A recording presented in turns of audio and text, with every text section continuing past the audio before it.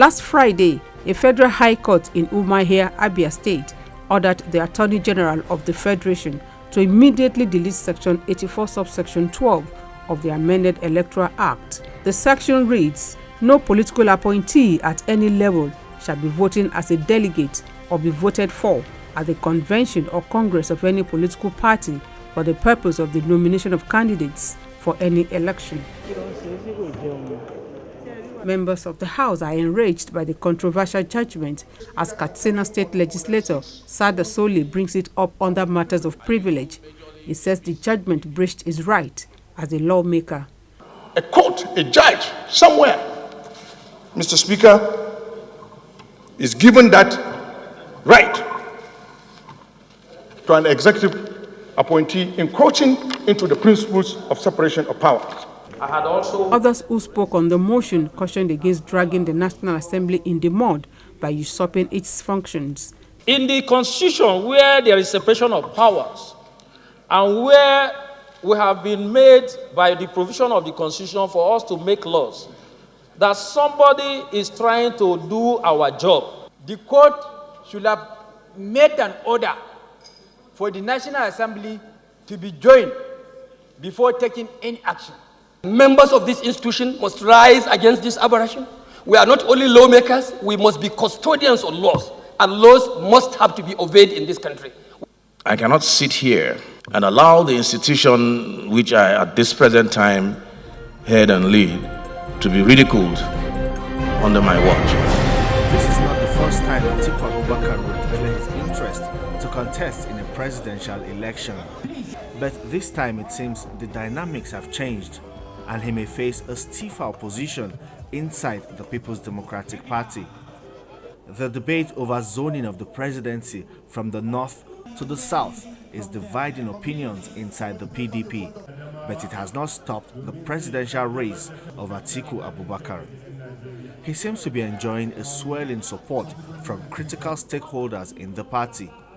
We have two options in 2023. Either we zone or we win. Out of zoning and out of winning, please choose one. Now that Atiku has declared, I want to equally declare that we are 100% behind him.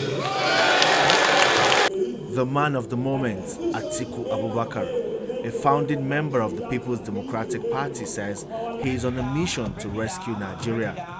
He says the election will be about fighting poverty, insecurity, inflation, and unemployment.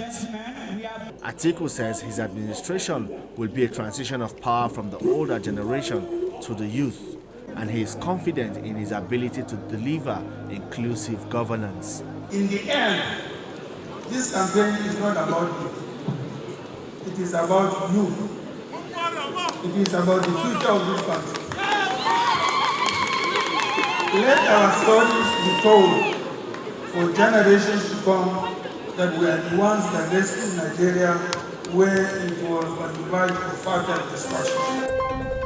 The representative of the Inspector General of Police was welcomed by the quarter guards of the Oyo State Police Command.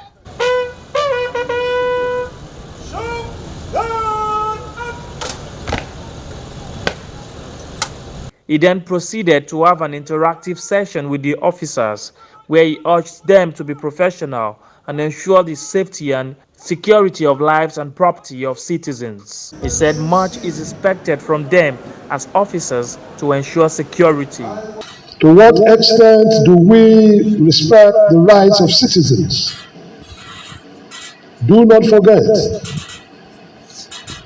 it is the taxpayers' money that is being used to pay our salaries and emoluments.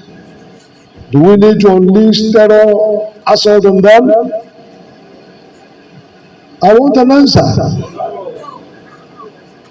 We are being funded with the taxpayers' money. The DIG also assured them that their welfare is of utmost importance as the federal government is planning a salary increase.